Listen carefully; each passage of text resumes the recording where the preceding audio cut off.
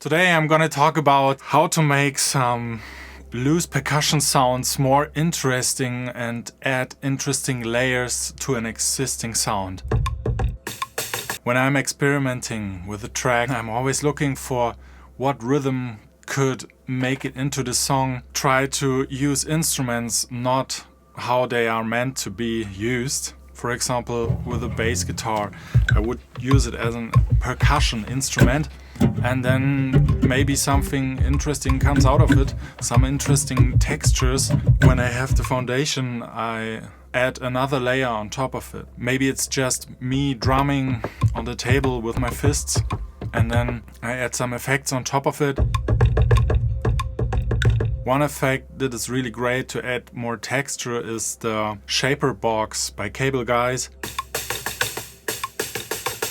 I use it very often to make things more interesting and add overtones and textures that are not in the sound originally. Therefore, I just play around with the different settings, add some bit crushing, add some distortion, add some noise.